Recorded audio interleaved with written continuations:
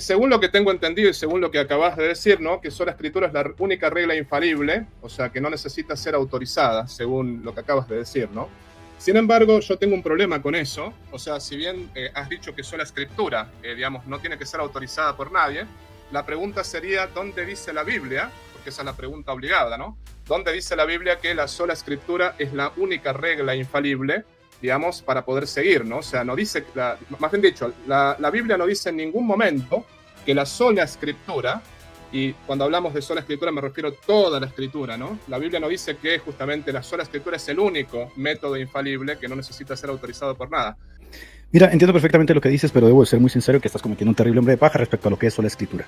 Si estás pidiendo una fórmula explícita, pero olvidas que muchas doctrinas o verdades se derivan por implicación necesaria. La doctrina de la sola escritura fluye del hecho de que solo la escritura es teofnostos.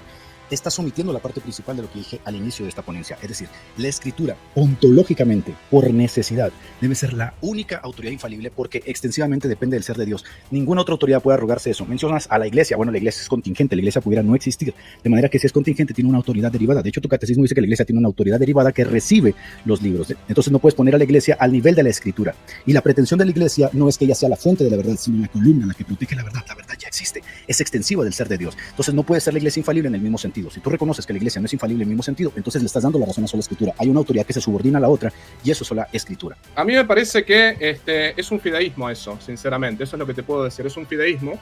Porque, ¿por qué razón yo tengo que creerlo eso? O sea, esa es mi pregunta, ¿no?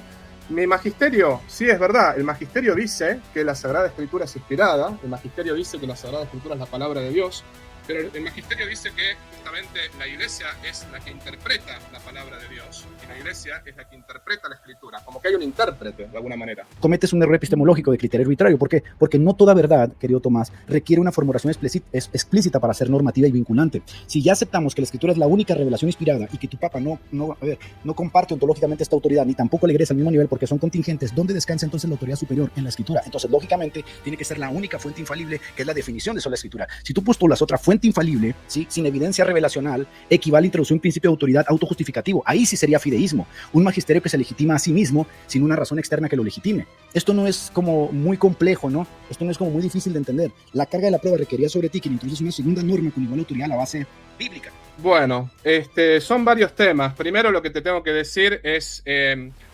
si me pongo de abogado del diablo, Edgar, también Mateo es infalible. También Mateo es falible. Por ejemplo, te pongo este ejemplo concreto, ¿no? Mateo fue quien escribió el Evangelio, ¿no? Mateo escribió el Evangelio. Pero después, Mateo cuando escribió el Evangelio, después se fue a acostar y después por ahí pecaba, por ahí era totalmente errante. Entonces, estás diciendo que el Papa no puede ser infalible. Bueno, eso habría que demostrarlo. Ok, no solamente se lo he demostrado, se lo he dicho ya por 3 veces. No puede haber dos autoridades infalibles en el mismo sentido ontológico. Sé que la mayoría de las personas que están escuchando no entienden esto, pero yo supongo que usted lo entiende, porque usted es filósofo. No puede haber dos autoridades ontológicas en el mismo sentido, porque eso crearía una tensión ontológica. No puede haber dos seres omniscientes. Por eso tenemos el misterio de la Trinidad, donde en esa comunicación intratrinitaria se comparte la omnisciencia. Usted dice que el Papa es infalible y que la Escritura es infalible. Uno de los dos tiene que estar subordinado. Si el Papa está subordinado por ser contingente y la Biblia no es contingente, ¿cuál es superior a cuál? No es tan difícil. Entonces, se lo vuelvo a responder por 3ª vez. Ahora, está cometiendo un error categórico. Usted confunde inspiración con impecabilidad. La infalibilidad de la Escritura no depende de la perfección moral del autor, sino del acto soberano de Dios al inspirar el mensaje. Esa es la pretensión que la Escritura hace sobre sí misma y sobre los autógrafos. Dijiste al inicio una cosa que es muy interesante, ¿no? Lo estuve anotando y dijiste que la infalibilidad de Dios es totalmente incomunicable. Dijiste eso, que no, la infalibilidad, eso fue al menos lo que yo anoté y lo que yo entendí, ¿no? Si la infalibilidad de Dios es incomunicable, ¿no? Entonces tampoco puede ser infalible Mateo, porque tampoco podría Dios transmitir su infalibilidad a Mateo, si vamos al caso. Tampoco se puede ser infalible Marcos cuando escribió el Evangelio de San Marcos, ¿no? Tampoco puede ser infalible Lucas cuando escribió el Evangelio de San Lucas, ni Juan, ni Pedro, ni tampoco pueden ser infalibles sus cartas, ni San Judas, ni San Pablo, ni nadie, ¿no? Justamente dos seres omniscientes, dijiste, no es lo mismo, o sea, justamente estás hablando de dos seres omniscientes, no es lo mismo que dos seres infalibles, ¿no? Omnisciente es solamente Dios, si vamos al caso, y Dios puede comunicar su infalibilidad a quien Él quiera, digamos, o sea, no tienes tú que decirle a Dios a quién le comunica su infalibilidad y a quién no se la comunica. Me parece que eso no te compete ni a ti ni a mí, ¿no? Si tú no existieras mañana, ni existiera la iglesia, ni existiera el cosmos, la palabra eterna de Dios seguiría siendo infalible. Entonces, la forma en que nosotros participamos de la infalibilidad es en un grado derivado, contingente, extra nos, fuera de nosotros. Cuando tú dices que el Papa está al mismo nivel de infalible o la iglesia es infalible y todas esas cosas, estás creando una tensión ontológica que no se sostiene. Ahora, si tú reconoces que no es así, acabas de dar este debate, porque eso es lo que propone solo la Escritura. Solo la Escritura, que es palabra eterna de Dios, ¿sí? Y que es extensiva del ser divino y que no es contingente, puede tener la prerrogativa de ser, por antonomasia, infalible. Si tú quieres llamar a tu iglesia infalible o quieres llamar a un hombre infalible, no es ningún problema, porque en el momento que reconozcas que esa infalibilidad está subordinada a la infalibilidad de las Escrituras, le diste la razón a sola Escritura. No me has respondido a la pregunta. ¿El Papa es infalible en el mismo grado que son infalibles las Escrituras? Si me dices que no, porque el Papa no es infalible y esa es la realidad, sino que crear una categoría ex cátedra, cuando hablas de la silla de Pedro, lo cual es momentáneamente y no siempre, estás dando por hecho sola Escritura. Mira, primero hay muchas cosas que has dicho, pero lo que hay que decir es lo siguiente, ¿no? ¿Dios puede crear otro Dios? Justamente hablamos recién de eso. ¿Dios puede crear otro Dios? No. Por esa razón no puede haber dos seres omniscientes, ¿no? Ahora, ¿Dios puede participar su infalibilidad? Sí, ahí está el punto. O sea, por eso esa pregunta que haces del Papa es totalmente fuera de lugar. ¿Por qué razón? Porque estás comparando la Escritura con el Papa. Obviamente que Dios no le comparte al Papa su omnisciencia. Eso es obvio que no. No crea otro Dios. El Papa no es infalible en todo, por otra parte, ¿no? Porque eso lo vamos a ver ahora en un ratito cuando veamos ese tema. Y cuando el Papa declara algo ex cátedra, eso es lo que decimos nosotros, tiene la misma infalibilidad que las declaraciones bíblicas. Y eso, digamos, no lo puedes refutar. ¿Por qué razón? Porque te lo digo por qué. Porque si dices que el Papa no puede tener la infalibilidad, digamos, la misma infalibilidad que tuvo Mateo, Juan, Lucas, Marcos, ante todo lo tendrías que probar con las Escrituras. Tendrías que decir dónde dice las Escrituras que el Papa no puede ser infalible. Bien, gracias Tomás. Yo no sé si te estás dando cuenta de que me estás dando la razón en todo lo que estoy diciendo. Porque, por ejemplo, y te cito, dices, el Papa no es infalible en todo. Bien, entonces el Papa no tiene una infalibilidad ontológica, sino participativa. La Escritura no tiene una infalibilidad participativa, sino ontológica. Luego se sigue. ¿Cuál es superior, la Escritura o el Papa? La Escritura. Bienvenido a la Escritura.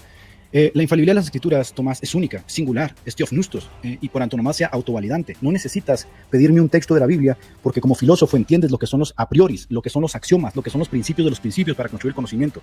Pero luego sigues dándome la razón, lo cual me parece de verdad impresionante porque dices, Dios puede compartir con la iglesia su infalibilidad. Bien, mira, te explico. Cuando algo se comparte ya no es ontológico, sino derivado. El mayor bendice al menor, el de arriba le da al de abajo, ¿sí? Ya no es propio por naturaleza. Por lo tanto, reconoces que la infalibilidad de la iglesia no es propia por naturaleza, sino que alguien se la compartió. Es por derivación, por contingencia. Bien, Tomás, hay una gran diferencia fundamental entre lo que es derivado y lo que es ontológico. La infalibilidad de las Escrituras es ontológica. Nadie comparte a las Escrituras la infalibilidad. Nadie las hace infalibles, como a tu Papa lo hacen infalible cuando le comparten infalibilidad, ¿no? La Escritura reclama una autoridad extensiva del ser de Dios, cuando en 2 Timoteo se dice que es theopneustos. Su autoridad está en sí misma autovalidada. Tú dices que es fideísmo, no es un axioma. Es necesario que tengamos principios, primer principio, ¿no? En cambio, la supuesta infalibilidad del Papa es derivada. Alguien más se lo da, extra nos. La infalibilidad de las Escrituras no es para nada ontológica. La infalibilidad de las Escrituras también es derivada, ¿no? O sea, la recibe de Dios, igual que justamente la infalibilidad que recibe el Papa. Y esto te lo explico por qué. El texto papiro de donde se escribió el Evangelio, por ejemplo, de San Mateo, es un texto contingente. Es un texto que se puede quemar, que se puede humedecer, ¿no? Y después el papiro de Juan también, justamente Juan escribió el Apocalipsis en un papiro. También ese papiro se puede romper, se puede manchar. De hecho, no se conservó, es algo totalmente contingente. Lo que estás haciendo es justamente atacando un muñeco de paja, que es la idea de la infalibilidad papal. Eso es lo que estás haciendo. Eso, el concepto de que el Papa tiene la infalibilidad de manera ontológica, eso es completamente erróneo. Pero también lo que te puedo decir es que las Escrituras también tienen la autoridad derivada porque fueron escritas por hombres. Bien, mira, la verdad es que yo no sé si lo entiendas, pero otra vez me vuelves a dar la razón. Dices que los católicos no dicen que la infalibilidad del Papa es ontológica. Entonces volviste a cerrar este debate. Yo te pregunto, ¿por qué no das el siguiente paso? ¿Dónde sí está la autoridad ontológica? En las Escrituras. Por lo tanto, solo la Escritura se sostiene, la autoridad del Papa está subordinada a ellas. Ahora, aquí hay un problema, querido Tomás, porque tú confundes la ontología del soporte con la naturaleza del mensaje. Mira, que el papiro sea contingente, las pastas, las letras, la tinta, no implica que el contenido sea falible. Yo lo que estoy defendiendo aquí es que tiene que haber un contenido infalible, y ese contenido infalible se encuentra en las escrituras porque ellas mismas se arrogan eso. De hecho, ahorita te voy a citar tu propio catecismo para que veas en el embrollo en que te vas a meter. El medio material no determina la verdad del significado. Mira, si no existiera ninguna recopilación del canon, Tomás, todavía la palabra de Dios seguiría siendo infalible, y yo tendría que decirlo si existiera, que en efecto la única palabra eterna que es infalible es la de Dios, y que yo no puedo ser ni participar en el mismo grado de ella porque no pertenezco al ser divino en el mismo sentido, ¿no? Entonces, ninguna proposición verdadera podría existir fuera de ese soporte divino. Por eso te dije al principio que es un axioma que es necesario, con el cual todos tenemos que participar. De hecho, me das la razón cuando dices el Papa no está al mismo nivel, ¿no? La infalibilidad reside en el logos comunicado, no en la tinta que lo porta. Otra vez, otro error que cometes en cuanto a sola escritura. Así como el alma no pierde su dignidad por estar en un cuerpo corruptible, el mensaje divino no pierde su perfección por ser transmitido por un medio perecedero, por decir que Mateo era pecador y todas estas cosas que te estás inventando. Esta distinción es clave entre lo significado material y el contenido proporcional inspirado. Ahora, fíjate lo que acabas de decir, porque aquí la verdad es que me sorprendo mucho. Dices que la tinta y el papiro es contingente, por lo tanto la Biblia también es derivada. Esto de verdad haría que tus amigos filósofos se vuelen la cabeza se vuelen la tapa, ¿no? Porque con todo respeto, esta afirmación parte de una antropología aparte, insuficiente, y una doctrina muy insuficiente de la inspiración de las escrituras. Que la escritura haya sido escrita por hombres no implica que su autoridad sea humana, mi querido Tomás. La autoridad de las escrituras no es humana. Que esté escrito con tinta y en papiros, eso no quiere decir que sea derivada, porque no proviene de los hombres, sino del acto sobrenatural de Dios, que es lo que la propia Biblia enseña. El agente primario de esa inspiración es Dios, no Mateo. El agente primario de esa inspiración es Dios, no Juan. Entonces, que ellos sean instrumentos secundarios y derivados vuelve a darme la razón en que tu Papa no puede estar al mismo nivel. Decir que la autoridad es derivada es confundir causa instrumental con causa eficiente. La pluma no da origen al pensamiento, ¿verdad? La escritura no refleja una opinión humana, refleja de forma elevada la opinión de la propia autoridad infalible de Dios. Refleja la autoridad de la revelación divina comunicada por medios humanos. Por tanto, su autoridad es divina en origen, no derivada de su autor humano. Decimos que la infalibilidad, o sea, tanto la una como la otra, la infalibilidad de la escritura y la infalibilidad del Papa están al mismo nivel. Eso es lo que decimos nosotros los católicos, ¿no? Bien, mira, me dices ahora que Mateo 16:18 prueba la infalibilidad del Papa. Mira, ya quedamos claros, de hecho lo acabas de reconocer, que tú nunca has dicho que el Papa ontológicamente tenga infalibilidad, por lo tanto está subordinado, contingente y derivado. Y ya con eso se cierra este debate, pero aún así te voy a seguir respondiendo. La infalibilidad es un atributo no comunicable del ser de Dios, es decir, nadie puede ser infalible ni por deseo, ni por autoridad derivada, a menos que lo pruebe. Eso sería semejante a decir que porque en 1 Corintios capítulo 12 se habla del don de ciencia, el que recibe el don de ciencia es omnisciente. Crear una palabra no hace a la persona omnisciente. Decir que el Papa es infalible no hace al Papa infalible. Entonces la participación, que quede claro, siempre es derivada y contingente. La pregunta es, ¿hay una autoridad que no sea derivada y contingente de la cual nosotros podemos ver y participar? Sí, las escrituras. Bienvenidos a la escritura. Mateo 16:18 parte de un caso que se construye a través de la exégesis. Y la exégesis, si tú eres honesto, así como me estás pidiendo un texto de la Biblia, en Mateo 16:18 no habla nada de infalibilidad.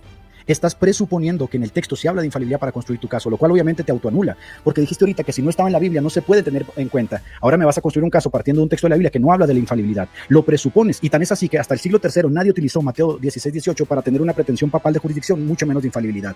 Y si tú me citas a un solo padre apostólico de la iglesia que haya hablado en los términos que tú estás hablando ahora, yo mismo te cedo el debate. Eso no existe. Eso es una pretensión propia del papismo. Estás haciendo una proposición tú como católico romano sobre el texto. Imagina que estamos tratando de encontrar el significado del texto y no está un católico ni un protestante aquí. Y vamos al texto. ¿Encontramos la infalibilidad de Mateo 16:18? No, porque lo estás construyendo. Ahora yo quiero que me construyas la infalibilidad que tiene pretensiones epistemológicas y filosóficas partiendo de un texto que tiene implicaciones históricas. ¿Cómo se ve la infalibilidad ahí? Porque incluso los ortodoxos, que tienen tanto más atribuciones apostólicas que ustedes, civilización, van a decir que ese texto no se puede interpretar como tú lo estás interpretando. Tan es así que la infalibilidad viene tarde, surge en el siglo XIX. Pero te hago la pregunta para que empieces a interactuar conmigo. ¿Cómo puede un católico como tú saber con certeza infalible que un papa habló ex cátedra sin un criterio infalible que lo distinga? Es un círculo epistémico cerrado. Si la infalibilidad depende de ciertas condiciones, ¿quién determina que se cumplieron esas condiciones sin caer en un círculo epistemológico? Porque me vas a decir, quien determina esas condiciones es la propia iglesia, que ya declaró infalible al Papa cuando se declaró infalible en un escenario ex cátedra. Eso, mi querido padre Tomás, eso sí es fideísmo.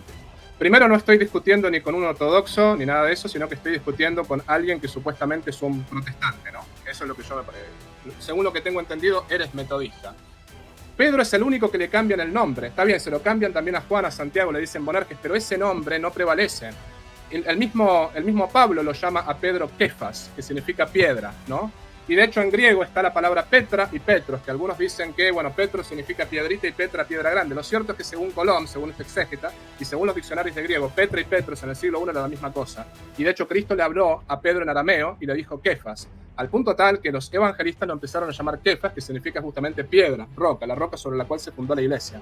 Y después, con respecto al Papa infalible, o sea, con respecto a los sucesores de Pedro, en el año 96, y eso está en los Padres Apostólicos de Daniel Ruiz Bueno, en el año 96, hubo un problema en Corinto y estaba el apóstol San Juan todavía vivo en Éfeso.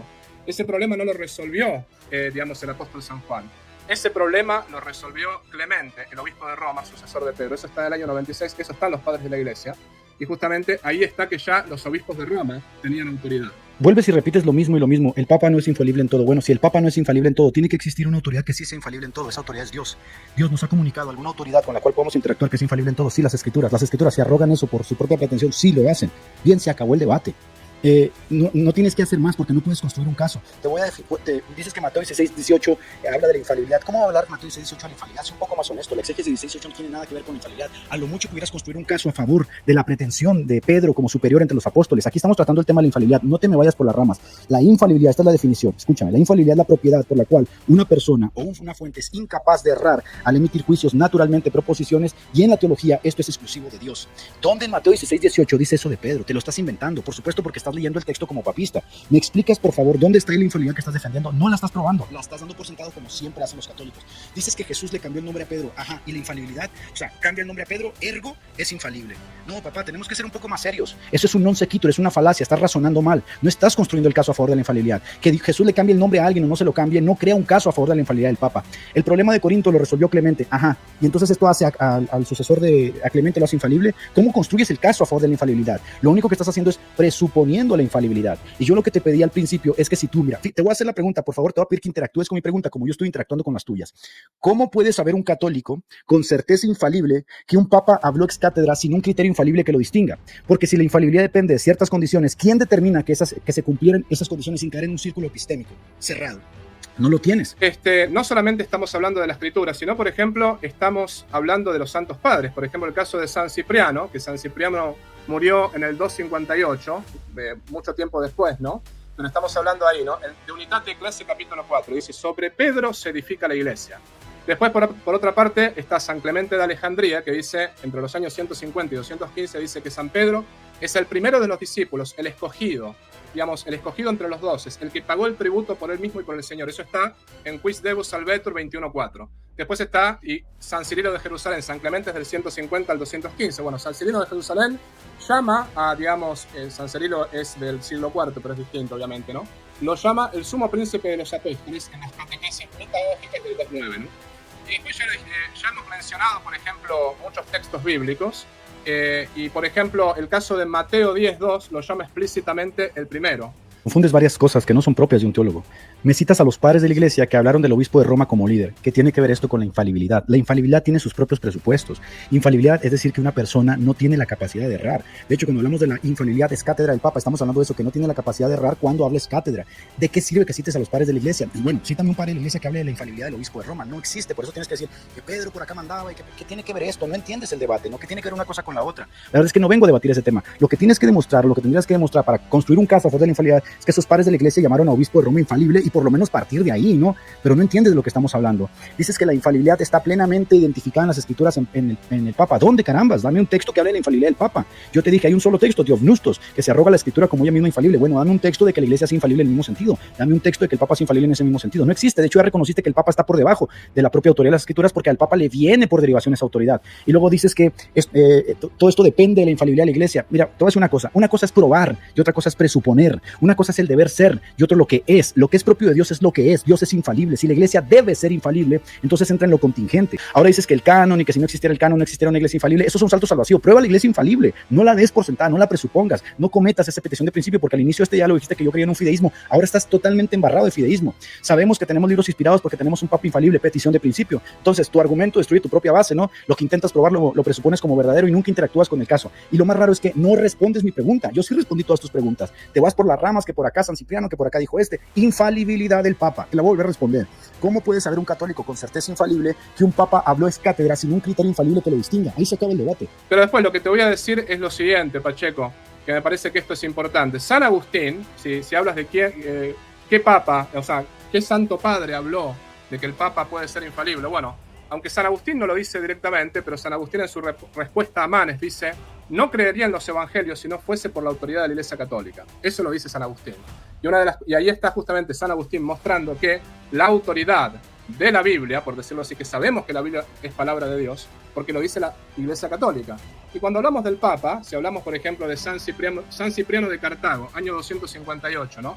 Dice: queda encargado por derecho divino al romano pontífice y declarado por él ovejas y corderos, pastores y ganados, todos son súbditos suyos. Es un error de secundaria de filosofía, porque no es lo mismo lo que es por naturaleza a lo que es derivado. Si la palabra de Dios es derivada, ¿sí? Lo que es propio, extensivo, el ser de Dios es derivado, entonces no es palabra de Dios, ¿sí? Pues no puede ser derivado propio del ontológico. Ahora, el Papa sí participara de alguna forma de infalibilidad, tiene que ser derivado. Entonces usted no puede poner a las Escrituras, que es la palabra eterna de Dios, al nivel del Papa. Y ahora dice que le cité un solo versículo. Bueno, es que ese solo versículo tiene una pretensión singular, escrito mismo por inspiración del apóstol Pablo y puesto en el pináculo de lo singular porque no hay otro en toda la literatura bíblica. Me dice, San Agustín dice que no puede creer los evangelios y la iglesia no se lo dice. Y a mí qué me da lo que diga San Agustín. Es decir, lo que usted tiene que hacer es probar la infalibilidad, porque si San Agustín fue un fideísta, eso no prueba la infalibilidad, ¿no? Usted tiene que probar la infalibilidad, eso es fideísmo para mí. Usted tiene que construir el caso de cómo se hace la infalibilidad. ¿Se han dado ustedes cuenta que no ha respondido la pregunta que le he hecho 4 veces? Y eso no afirma la infalibilidad. Lo que diga San Agustín, San Cipriano, lo mucho puede crear un caso histórico a favor de las pretensiones papales y su jurisdicción que estaría a debate, ¿no? Dice que un concilio definió algo respecto al arrianismo, etcétera. Mire, bien, voy a utilizar ese mismo caso usted. Imagine que nosotros pensáramos que en el concilio Jesucristo se convirtió en Dios. ¿Verdad que usted diría que ese es un disparate? Deje de tratar de construir el caso desde la historia, porque la historia no trata con estos presupuestos. Mire, imagínese que yo como historiador intento ver si Alejandro Magno cruzó el río Volga. Yo digo, lo cruzó porque Dios se metió ahí. Los historiadores no hacen eso y la patrología tampoco trabaja con esos presupuestos. La infalibilidad tiene presupuestos epistémicos y filosóficos. Pruebe la infalibilidad. Adelante. En realidad, Pacheco, me estás pidiendo algo que no estás dando tú. Voy a desarrollar esto ahora, ¿no? Pero tú me estás pidiendo que yo pruebe la infalibilidad cuando tú no me estás probando tampoco, que solamente la Escritura es infalible. Y por otra parte, tendrías que tú probar que el Papa no es infalible en todo caso, porque eso fue lo que dijo el mismo Lutero, que el Papa no es infalible y que solamente la Escritura. Tendrías que tú probarme a mí, digamos, en la Escritura, donde se dice que el Papa no es infalible. Ese es el asunto, ¿no? O sea, me estás pidiendo a mí que yo, justamente, me estás poniendo en mí la carga de la prueba, por decirlo así, ¿no? Cuando en realidad tendrías que ser tú el que pruebe que el Papa no es infalible, porque eso es lo que el protestantismo hizo. Nosotros existimos desde el principio, nosotros justamente existimos desde Pedro, desde los apóstoles. Bien, noten por favor ustedes el colapso de la propia idea del señor Tomás. Ya no pudo probar la infalibilidad del Papa, ahora me avienta la bola y me dice que la pruebe yo, que el Papa no es infalible. No se preocupe, yo lo voy a probar, mire, se lo voy a probar muy sencillo. Yo puedo probar que el Papa no es infalible porque la infalibilidad es un atributo del ser divino. Yo no necesito ser muy sabio para entender que si yo ya creo en Dios y confieso que Dios es el ser por excelencia y reconozco que en su naturaleza debe haber atributos exclusivos e incomunicables que no puede tener nadie más para librarme la atención ontológica, que no puede haber 2 dioses, entonces de forma disyuntiva yo puedo reducir al absurdo que todo aquel que se haga llamar omnisciente, 1, es un mentiroso, 2, es un hereje, 3, o es un psicópata, o 4, es un enfermo con el síndrome de Jerusalén. No hay que ser muy astutos. Ahora, si esa persona me dice, no soy omnisciente, simplemente participo en un grado inferior de un conocimiento superior que Dios me da a través de un carisma, perfecto, no hay ningún problema. Reconocemos entonces que la fuente ontológicamente hablando se sostiene. Ok, ¿cómo aplicamos esto al Papa? Usted lo hizo desde el principio. Usted mismo reconoció que el Papa no está al mismo nivel de la infalibilidad divina, sino que participa por un grado derivado. Si participa por un grado derivado, el que usted diga no lo probó, no lo va a salvar de esto porque está grabado. Si participa en un grado derivado y a momentos, ¿qué significa esto? Pues significa lo obvio, que obviamente no es infalible. De hecho, se inventaron una categoría, porque el término infalibilidad ya tiene sus propias aristas. Infalible es una persona que no puede errar, y si está aplicada a una persona humana, pues tendríamos que decir que es Cristo el que no puede errar. Pero ustedes se lo aplicaron al Papa, pero es que ni siquiera se lo aplican como tal, se inventan una categoría, donde dicen el Papa es infalible ex cátedra, es decir, cuando habla desde la oficina de Pedro. Bueno, esa es una invención muy pragmática y teológica que no puede sustentar, y ahora me avienta la prueba a mí. ¿Cómo sabemos que el Papa no es infalible? De la misma manera que sabemos que yo no soy omnisciente, señor Tomás, aunque el Espíritu me asista. Ahora dice, Dios porque prometió que la asistencia del Espíritu Santo estaría sobre la iglesia, presupone que tu iglesia es la iglesia católico-romana con sus 24 ritos sui juris. Dice, Dios prometió que la asistencia del Espíritu Santo estaría sobre su iglesia, presupone que esa iglesia es el Vaticano, es decir, no prueba nada, simplemente presupone y en el principio de esto se empezó a quejar del fideísmo. No, pruebe la infalibilidad, pruebe que hay una exclusividad donde realmente sea la sede de Roma con el Papa la que goza de una infalibilidad, aunque sea derivada.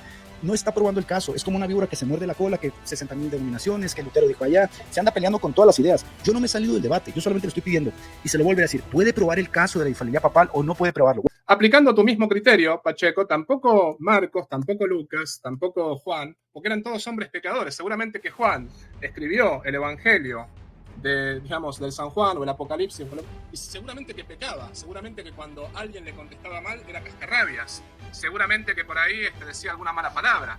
Era un hombre falible como lo es el Papa, digamos, si vamos al caso. Sin embargo, tú no tienes ningún problema en decir que Juan, Mateo, Marcos, Lucas, los profetas, San Pablo, que todos ellos eran infalibles. Eso no tienes problema en decirlo. Y no tienes problema en decir que la Biblia, justamente escrita por hombres, es infalible. Y sin embargo, sí tienes problema para darle esa infalibilidad al Papa. Lo primero que dice es que el Papa en determinadas circunstancias es infalible. Bueno, bienvenido al protestantismo, eso sería subordinación de autoridades. Yo le hago una pregunta, ¿la palabra eterna de Dios es infalible en determinadas circunstancias? La respuesta es no. Y si usted dice que la palabra de Dios es infalible en determinadas circunstancias, no es la palabra de Dios, porque tendría que ser extensiva al ser de Dios y por tanto tiene que ser infalible por naturaleza. Aquí se acabó el debate. De hecho, el debate lo entregó hace mucho tiempo. Lo que pasa es que están acostumbrados a interactuar con un protestantismo que no conocen. Dice que Mateo era falible y por lo tanto el Papa puede ser falible y hacer declaraciones infalibles. Yo es que yo de verdad no entiendo cómo es que no es capaz de distinguir que está confundiendo esta inspiración divina con infalibilidad eclesiástica. Mateo fue infalible al escribir, no porque su juicio humano fuese elevado, sino porque fue movido por el Espíritu Santo y lo que escribió quedó obviamente estipulado como inspirado por la propia arrogancia que la Biblia tiene al presentarse así, ¿no? Ya se lo expliqué muchas veces. Entonces, ¿quién garantizó la perfección del mensaje? No fue Pedro, no fue Mateo, no fue nadie, fue la propia inspiración de las Escrituras que reconoce esa autoridad, ¿sí? No fue su propia conciencia, no fue sus propias ideas, no fue su propia exégesis, no fue su propia hermenéutica lo que produjo la infalibilidad, sino la acción directa y sobrenatural de Dios. Entonces, esto es de secundaria, hermenéutica 1.0, ¿no? El Papa, en cambio, no reclama estar inspirado verbalmente, ¿verdad que no? No, eso no lo dice su catecismo, ni ser vehículo de revelación nueva. Bueno, eso obviamente está en discusión, pero no está al mismo nivel de las Escrituras, ¿no? Sino que su juicio, sin inspiración, como la de los autógrafos, es infalible, pero es a ratos en un momento muy específico. Bueno, bienvenido al protestantismo. Del siguiente paso. El siguiente paso es reconocer que la autoridad del Papa está subordinada a una autoridad que ontológicamente tiene que ser superior y no derivada, que es las Escrituras, por ser eternas, ¿no? Y si no existiera el Papa, la palabra seguiría siendo eterna. Y si no existiera la Iglesia, la palabra seguiría siendo eterna. Y si usted no existiera, la palabra seguiría siendo eterna. Y si yo no existiera, la palabra seguiría siendo eterna. Por eso decimos sola Escritura, porque la palabra eterna tiene autoridad por sí misma, por ser parte del ser de Dios. No puede ser una autoridad derivada, contingente y que a ratos es infalible y al rato no es infalible. Y te cité textos bíblicos, te cité, por ejemplo, el texto de atar y desatar, Mateo 16, 18. Te cité, por ejemplo, cuando el Papa, digamos, Cristo le dice, confirma a tus hermanos, apacienta mis ovejas. Te cité, por ejemplo, también en el momento, el texto donde está el Concilio de Jerusalén, que dice, hemos decidido el Espíritu Santo y nosotros. Y te cité tanto a San Agustín como a San Cipriano, que son mucho antes de Constantino. Te cité a varios santos padres, ¿no? Tú no pudiste demostrar con un solo texto bíblico que, digamos, la Escritura es el único método infalible habido y por haber. Me parece extraño que usted teniendo un grado en filosofía y en teología no entienda lo básico. Y de hecho, me parece que esto refleja muy bien cuál es el problema del catolicismo en su contexto, ¿no? Mire, se lo voy a explicar lentamente. Me cita Mateo 16, 18 y dice que ahí está la infalibilidad del Papa. Bien, vamos a hacer algo. Vamos a hacer un análisis histórico-gramatical, que es la metodología que podemos utilizar para tratar con los textos hermenéuticamente para extraer la exégesis, ¿le parece?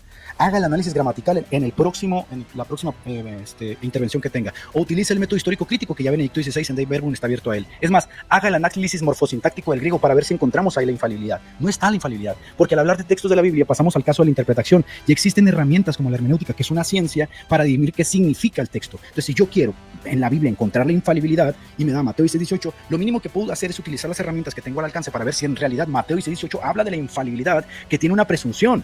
Infalibilidad es que una persona no puede errar. Y usted me dice que en Mateo 16, 18 ahí se enseña eso. Pero así, por simple arbitrariedad, presuponiéndolo todo como una petición de principio, afirmando cosas sin probarlas. Hagamos el análisis. Así que yo lo que estoy viendo aquí es que no estamos hablando con seriedad. Pasa hablando que John Wesley, que 1700, que Lutero. Mire, yo pudiera hablar de las tropelías de sus papas. Yo no me he metido en ese debate. Entonces no estamos hablando en los mismos términos de seriedad. ¿Qué tiene que ver John Wesley acá, Lutero, y que para allá, que 1500, que 1600? Estamos tratando dos temas muy específicos. Dos temas. Sola Escritura e infalibilidad papal. Y es que ni siquiera entiende la presunción de los propios protestantes. Pues dice que en 1700 que la iglesia no pudo haber, ni siquiera entiende el protestantismo porque ellos nunca enseñaron que la iglesia se acabó y que luego inició con ellos. Vuelvo y repito, sola Escritura no se opone al trabajo magisterial de la propia iglesia de los primeros siglos, es más, lo incorpora en su propio quehacer teológico. Por eso quien debate estas cosas debe tener mínimamente el entendimiento de lo que el protestante enseña. Mira, Pacheco, lo que te puedo decir es lo siguiente, si tú me estás pidiendo que explícitamente la Biblia lo diga, ¿no? Tampoco la Biblia habla de la sola Escritura, ya lo dijimos. Pero tampoco la Biblia habla de la Trinidad. Si vamos al caso, la Trinidad no dice Santísima Trinidad, y tú aceptas la Trinidad como la acepto yo. Dice Padre, Hijo y Espíritu Santo, pero no se habla de la Trinidad.